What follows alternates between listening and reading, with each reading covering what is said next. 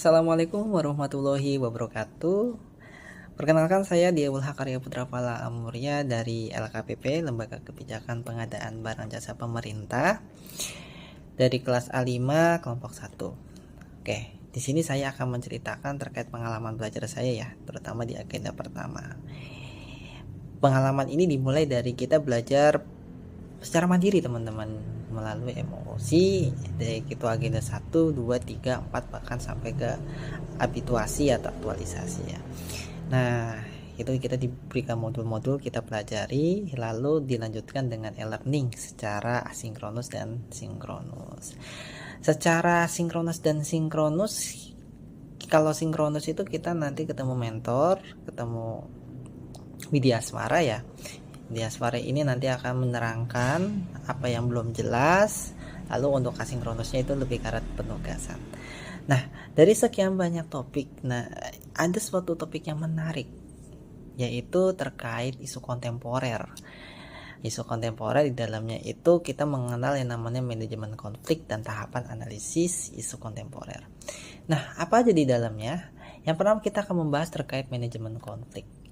Konflik itu pasti akan muncul, apalagi di suatu organisasi baik itu kecil maupun besar. Karena apa? Karena adanya perbedaan, baik itu perbedaan kepentingan, tujuan maupun sudut pandang.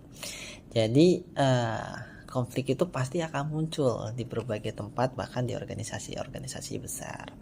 Lalu gimana cara mengatasinya? Sebenarnya secara umum konflik itu sulit untuk dihapus atau dihilangkan, tapi bisa nih kita manage atau kita kelola dengan baik.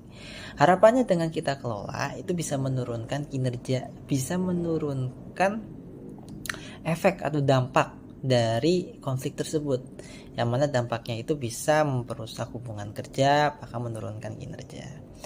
Nah, dengan adanya memanage konflik ini, kita bisa nih semakin solid, kerjasama semakin kuat, meningkatkan kualitas keputusan, bahkan bisa lahirnya inovasi-inovasi terbaru. Nah, jadi pengelolaan manajemen konflik ini juga, atau manajemen konflik ya itu suatu kunci nih sebagai kita dalam memanage suatu konflik. Nah, bagaimana caranya? Yaitu mengenali perbedaan terlebih dahulu, membangun komunikasi terbuka, mencari solusi yang win-win solution demi kepentingan organisasi dan masyarakat. Lalu kita masuk ke arah isu, analisis isu. Isu itu pasti muncul teman-teman, baik itu isu seperti korupsi, narkoba dan lain sebagainya. Jadi perlu kita analisis lebih dalam untuk bisa memberikan suatu resolution atau suatu solusi. Gimana sih caranya untuk bisa menganalisis suatu isu? Ada tahap-tahapannya teman-teman. Yang pertama yaitu identifikasi. Identifikasi isu tersebut, kita kenali masalahnya. Contoh misalnya hoax. Nah, itu suatu identifikasi masalah. Kedua, setelah kita identifikasi, kita kumpulkan data-datanya tuh, fakta-faktanya. Lalu yang ketiga, kita analisis akar permasalahannya. Yang keempat, kita lihat sebenarnya dampaknya itu sebesar apa sih? Nah, kalau dampaknya semakin besar, semakin luas, berarti urgensinya semakin besar. Sehingga kita perlu lanjut, yaitu merumuskan suatu alternatif atau solusi ya, untuk bisa menyelesaikan permasalahan tersebut. Nah, solusi-solusi yang kita buat, itu kita coba prioritaskan dari yang terbaik sampai yang tidak gitu.